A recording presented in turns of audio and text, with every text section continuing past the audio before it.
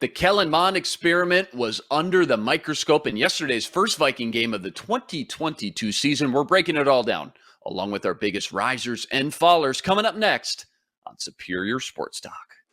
KARE 11 sports anchor Reggie Wilson covers the Twin City sports scene non-stop. Luke Inman is ready to put him on the hot seat. That's what you're going to do to me? Instant analysis. Yanked. Out you go. Post-game breakdowns and red-hot takes. The Timberwolves need a stitch. Reggie and Luke give you a daily dose of Minnesota sports with Superior Sports Talk. Part of Locked On Sports Minnesota. And it starts now. Back in the lab, Reggie and Luke back at it. Another episode, Superior Sports Talk, presented by Locked On Sports Minnesota. KARE 11's very own Reggie Wilson with me, so life is good. Monday, Reg, we got plenty to discuss after a wild weekend in Minnesota sports. Yeah, some of it we like, some of it we didn't like, but let's get into it. Yes, sir. Remember, follow along on the Locked On Minnesota YouTube channel. Hit the subscribe button, and on Twitter, give us a follow at Locked On MIN. And remember, we're a podcast too, free and available on all platforms. Subscribe, drop us a 5-star review, take us everywhere on the go so you never miss any of the action. All right, to football we go. 23 days until week 1 of the NFL season kicks off, and the Vikes got their first taste of live game action traveling out west and taking on the Raiders. First game of the KOC era starts with an L, but it's preseason. Not too worried about it. So let's jump to the A topic fans are talking about today, and that's the backup quarterback battle. Kirk Cousins out with COVID, so it was Sean Mannion starting the game out first, but it was a pretty even split in reps between him and Kellen Mond by day's end. In the end, though, it was Mond who lit up the box score, 130 passer rating, hooked up with Albert Wilson twice, 2 passing touchdowns. More importantly, no turnovers, finished the day 9 of 14 with 119 yards.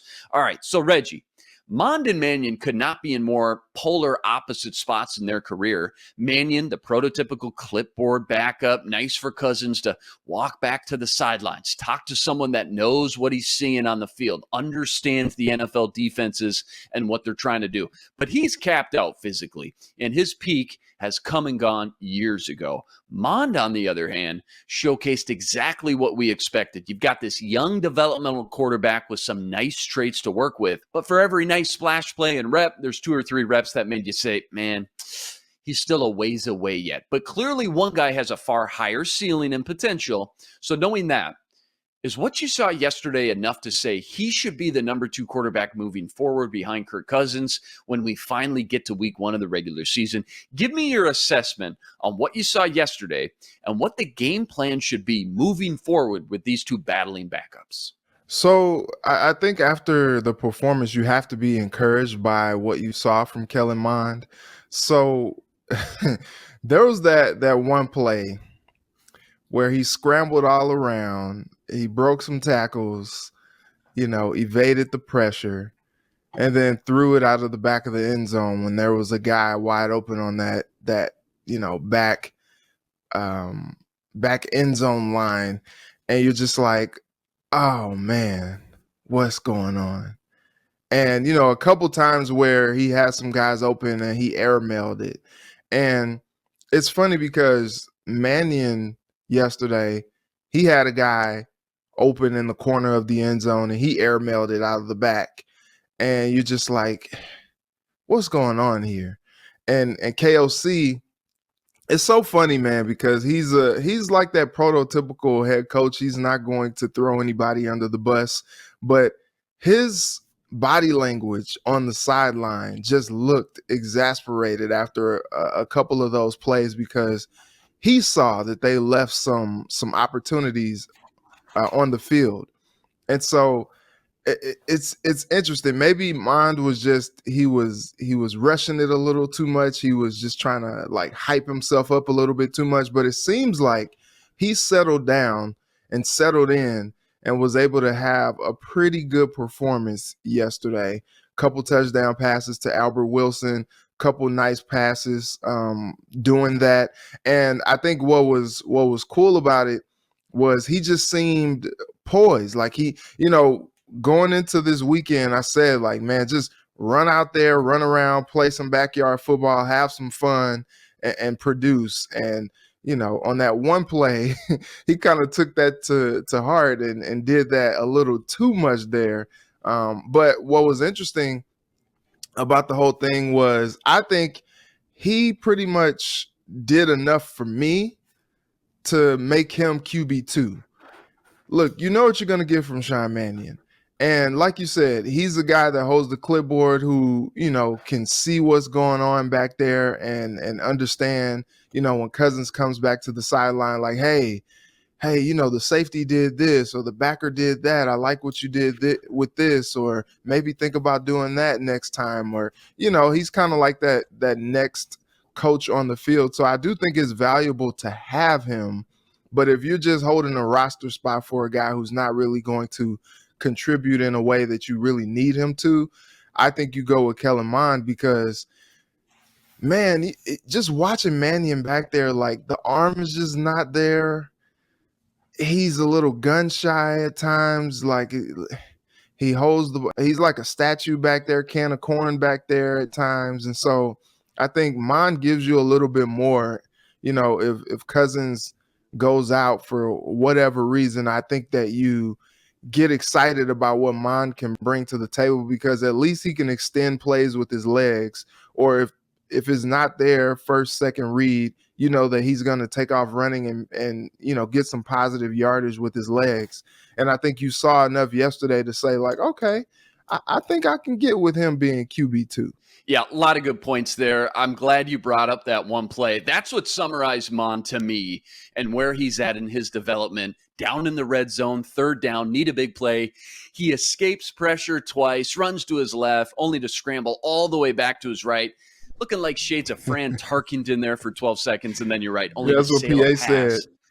Yep. In the back of the end zone, wide open, Tristan Jackson, hands up in the air. You got to be able to finish those opportunities, but at least he's out there extending plays, making things happen with his feet. Like you mentioned, Mannion, just a sitting duck back there, no threat of escaping every time he drops back. And obviously that's not going to change at this point in his career. And the only way Mond is actually going to get better at this point is by playing. He needs game reps. That's how these guys learn and develop. Trial by fire. There's only so much you can get from practice, but for a quarterback specifically, seeing different disguises and looks by defenses at the line of scrimmage, being able to survive on the fly when the play your coach draws up breaks down. That's what Mond needs right now. And yeah, make no mistake, he's going to struggle. He's going to make mistakes.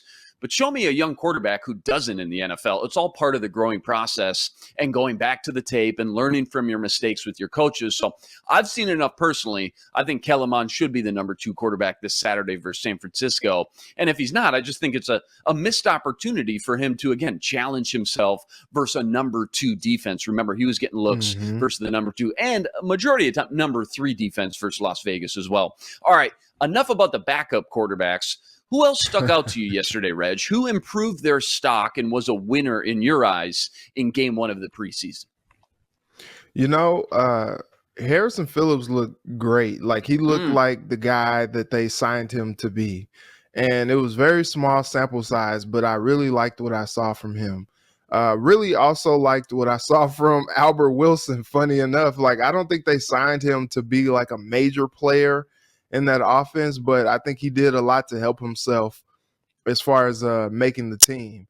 And then when you look at these running backs, Kane, Ty Chandler, look, they look great. Now, I understand it's probably against like the 3rd and 4th team defenses and all that good stuff, but like the burst that each one of those guys added, I was really impressed by Ty Chandler especially. But Kane, he just looked like a guy that was different. Like he got the ball and he was electric. Like he was scooting through that thing.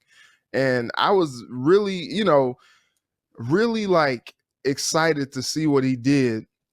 And it's funny because with what he did, there were so many people on Twitter talking about making Alexander Mattison expendable for a backup quarterback or a center or something like that, because the other 2 running backs play well enough that maybe a guy like Madison can be dealt. And it's like, okay, let's pump the brakes here a little bit. Like, sometimes these preseason performances aren't what they appear or what they seem because they're not playing against the level of talent that they would in the regular season. And it's like, look, I do think that Kane can be a difference maker.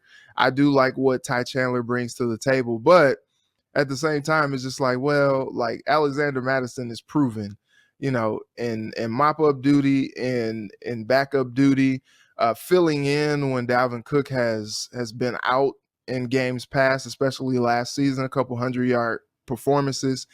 Like, he's a proven commodity at running back. And, behind a guy like Dalvin Cook, who has battled injuries most of his career and not played a full season slate, it's like, well, let's pump the brakes a little bit. Madison being there will be helpful, especially now that you see what you saw from Kellen Mond. You're like, okay, maybe we don't need to, try to deal.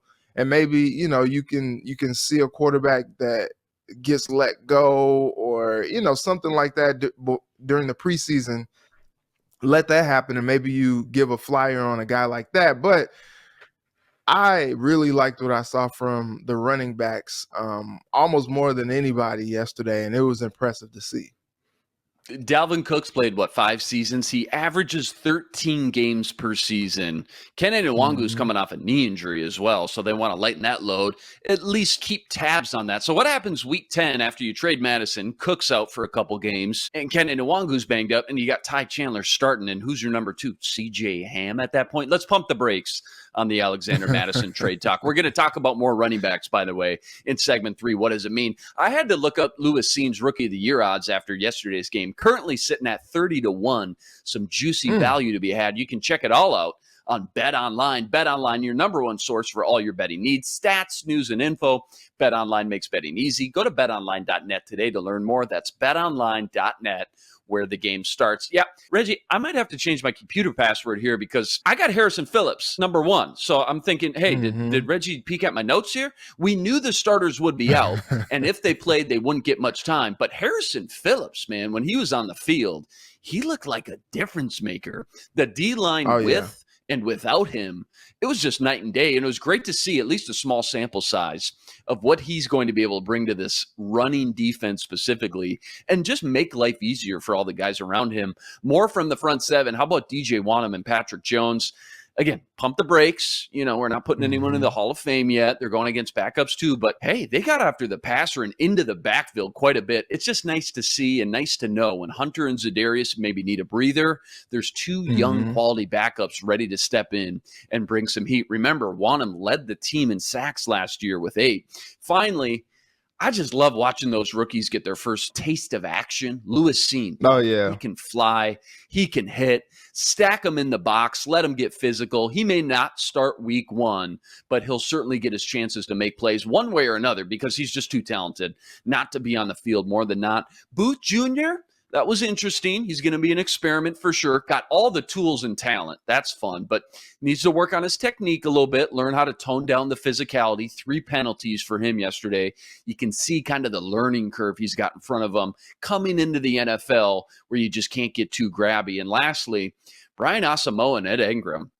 I'm not going to lie. You remember, I was a little disappointed on draft day. I thought they were just both overdrafted just from where they were projected to go based on value and projections, things like that. But let's call a spade, man. These 2 dudes can play. Asamoah's flying around making plays, had a great tackle for loss down in the red zone. And Ed Ingram, I think he should be your week 1 starter, and you just don't look back. He already looks better than Jesse Davis, and I think it's only a matter of time until he's announced the starter. So 2 huge hits on day 2 of the draft by Kwesi, just from what we saw yesterday in that small sample size. That's just awfully exciting when you think about the long-term window he's starting to build with a lot of young talent on this roster. Day off today, Vikings flying home from the West Coast last night. They resume practice tomorrow. However, that's going to be closed to the public. Then 2 joint practices with the 49ers in town to wrap up training camp. Then they take on the Niners this Saturday at home in the backyard at US Bank Stadium. It's basically over, Reg. Training camp's over. Can you believe it? Poof, just like that. Summer's over. Unpack the coats. Hey. Winter's right around the corner, man. I mean, I love football, but it's sad, man. Minnesota summer, it's over. Hey, we want to know from you who you thought was the big winner yesterday. Go comment on the YouTube channel. Let us know what you think. 23 days until week 1 of the NFL season. Rest assured, Reggie and I got you covered.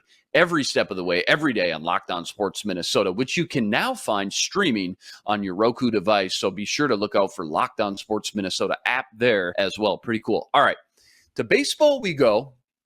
I've said this before, but I'll say it again. I don't want to talk about the Twins, but I think we're legally in our contract. We're obligated to. So here we go.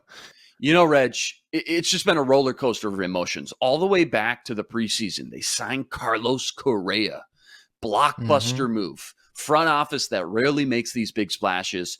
Takes them a week or two to get in the groove, if you remember those first few games. And then, all of a sudden they just explode, crush the first 2 months of the year, build a double-digit lead in the division. And then ever since then, slowly but surely, just one game at a time, just kind of lost their luster, lost a lot of games they had no business losing. People started to get angry. They got upset. They got frustrated. Then they make a couple of nice moves at the trade deadline, kind of a last-ditch effort to save their season, give us some hope, another opportunity to say things, okay, maybe now things will be different. No more blown leads. Maybe Buxton and company get the bats going again. But after all that, watching them this weekend lose 2 of 3 versus the Angels with another game Saturday night, you had no business losing, up 3 in the 8th. You got Duran and Lopez coming up. I think fans aren't mad anymore. They're just sad, man. They're depressed. They're over it. They're only 2.5 games back, but they might as well be 20, the way just based off the mood and vibe around here lately.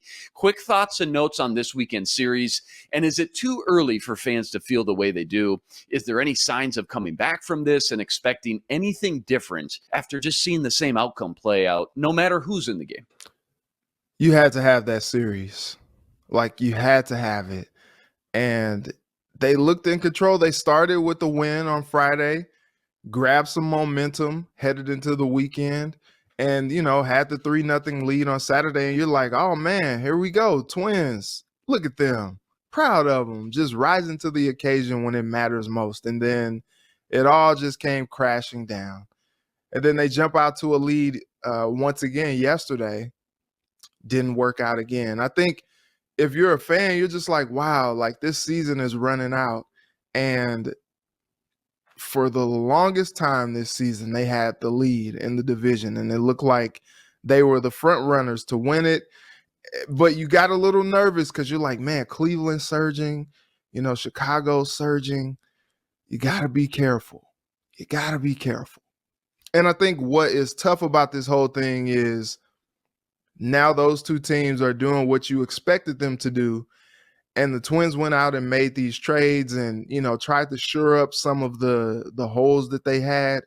And it's still just not working. I think I'm just disappointed. You're like that parent. You're like, I'm not mad. Nobody told you not to eat those cookies before dinner. And now look, you got a bellyache. I'm not mad. I'm disappointed. And it's like that like cuts. It hurts so much more. that cuts so much deeper when your parent says that they're disappointed in you, because you're just like, no, just be mad, because I know that could go away. Like, disappointment feels like it just lingers. Like they just look at you like, with I let disgust. you down. I failed you. Yeah. And that seems like like if the Twins were like walking down the street and fans just saw them, they just be like,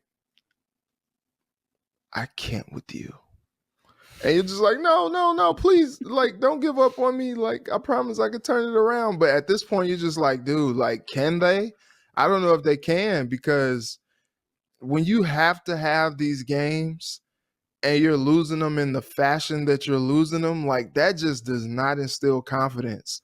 Over the weekend, we saw the Lynx have a chance at the playoffs, and they lose on Friday in a big way, 96-69. It's just like, wow, like in a must-win game, you lose like that. And then yesterday, needed to win to have a chance to get into the playoffs, since Sylvia fouls off right, and they lose again. And you're just like, wow, like you got that going on, and then you got the Twins as well doing what they're doing, and you're just disappointed. You're just like, wow, like you as a fan, you rooted for this team all season long. You just hope that, they will keep the consistency going. And now all of a sudden the losses are piling up. And now, like you said, only 2.5 games back, but it feels like it's the beginning of the end. And it's just so unfortunate for how good and how exciting this team has been this season to fall to this point. It's tough. It's just tough. I guess here's my question that I think fans are maybe having a hard time with. Who's to blame? Like one day it's the pitching. The next you just can't score more than a few runs in multiple back-to-back-to-back games. If it's not just one phase of the game due to just lack of talent, does it ultimately just fall on the coaching? Like how hot is Rocco's seat right now? And do you think there's a real case to be made that if things stay on this path, the same trajectory that we're on right now, the Twins should be looking for a new manager in 2023? You know what's funny is the manager, is always to blame because he's leading the charge. But honestly, he's not hitting for them. He's not pitching for them. Like, they're failing themselves. Like, this is shared blame for everybody. Yeah, sometimes Rocco makes some decisions that you're like, man, I don't know if that worked out the way he was intending for it to. And that's fine, but like you can't blame all of what's going on Rocco. Rocco's just out here playing the hands that he's dealt. And he's just like, look, he's trusting his guys to come through for him, and they're not coming through in the way that they should. There's shared blame. The pitching could be better. The hitting, no doubt, can be better. Like we came into the season thinking that the hitting would be the strength of this team, and at times they've shown that. But they just go cold. Like, I think it was yesterday they come out, jump out on the 2-run lead, and then all of a sudden they go cold. I think it was something like 1 for 14 after that.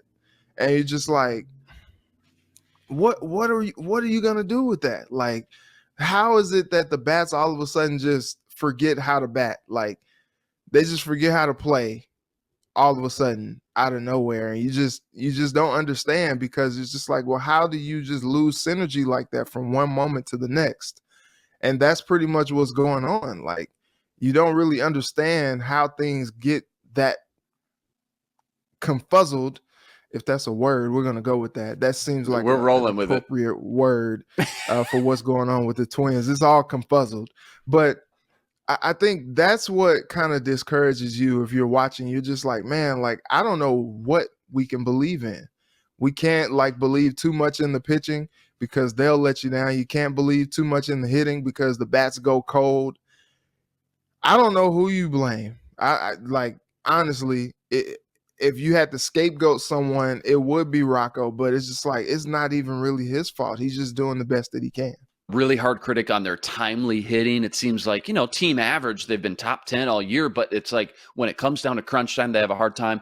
That's one thing, though. It's another thing for, you look at the box score, you see Max Kepler is 0 for his last 25. And it's like, is that on Rocco? Like you mentioned, like, what do you want Rocco to do? Like, you got to let some of these guys just play through some of these slumps, but 0 for 25 from a guy like Max Kepler, it's just not something that anybody ever sees coming. So a lot of head scratchers for sure. Back at home tonight versus the Royals. Well, they'll get their next 14 of 19 in the backyard here at Target Field. Joe Ryan set to hit the mound, their number one ace. So if there's ever a time to get hot, we're looking at it right now. Rest assured, Reggie and I will be back tomorrow to break it all down. All right, time has come. Favorite segments here. I'm putting Reggie on the hot seat with What Does It Mean, covering all the latest hot topics in Minnesota sports.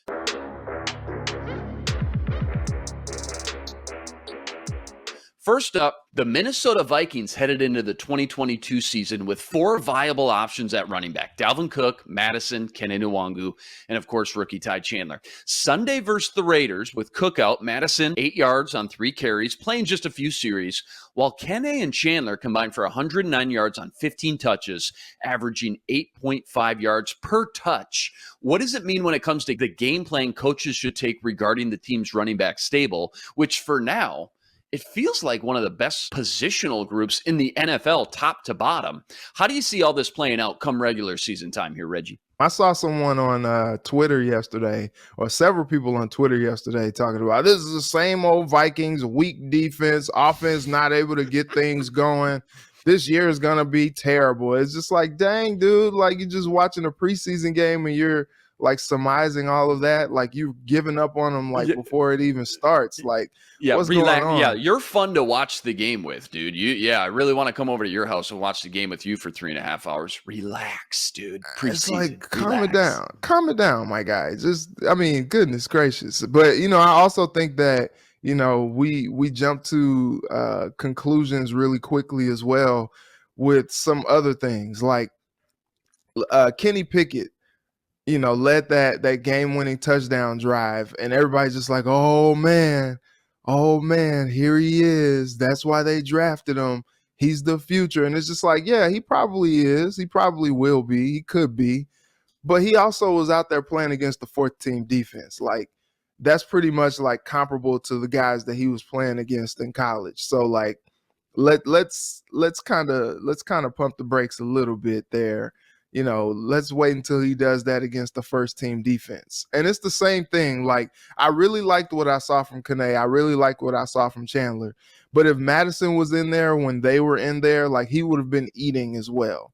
He had the 8 yards on the 3 carries, but he started against the top defense that they put out there in Vegas. So it was just like, okay, like, that pretty much plays. Like, that checks out. And so, like, you're excited about what these running backs can do, but like I just caution you, like if they don't have as productive of games against the 49ers, like I don't want like people to be like, oh man, like what happened? They look so good in that first game, and then now they just aren't there. Like I thought they were good. It's just like, yeah, like they can be good, they will be solid, but I just want people to pump the brakes just a little bit.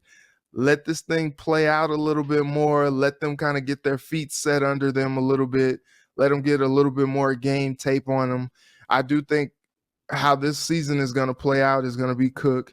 It's going to be Madison right behind him. They're going to find a way to get Wangwu in there and get some plays figured out for him, because you saw that he's just electric when he touches the football. I saw yesterday they had Ty Chandler returning kicks. Like that was a viable option for him as well, to get him going, to get like what he brings to the table on the field. Like that's exciting as well. Maybe you find ways to get him the ball in space as well if he continues to have good camp and have good practices. Like there's a way that you can get him involved as well. But like Cook and Madison are the two guys that are probably going to get the lion's share of the carries and the looks and the touches. But it's great to have guys like Kane and Chandler show what they showed, so that maybe they can find a way to carve out an opportunity for themselves as well. Yeah, a lot of good points there. Here's the most interesting dynamic of this whole thing for me. It's their best positional group of the whole team, of the whole roster. This running back from top to bottom is their deepest and most talented when you look at all four, plus 5 with CJ Ham. So first of all, interesting. Are they going to keep 5 running backs? I think they have to. And secondly, all we talk about in this KOC offense is the passing game.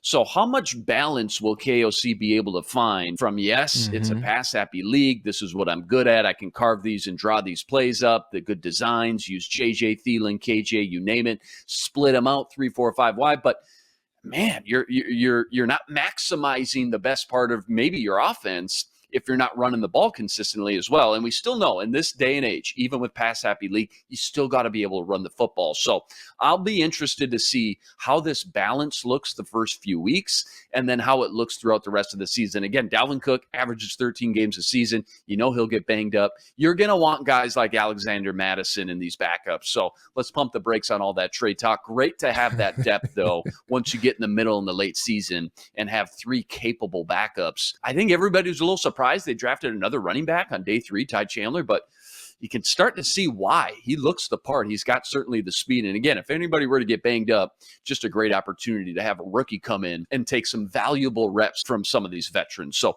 definitely something we're going to keep our eye on.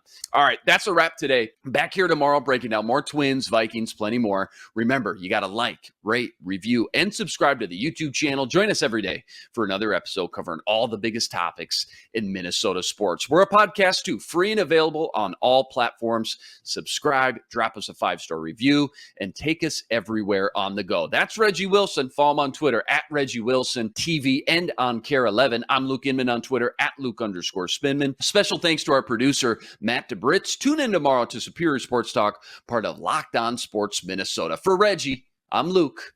Until tomorrow, signing out. Be blessed. Spread love today.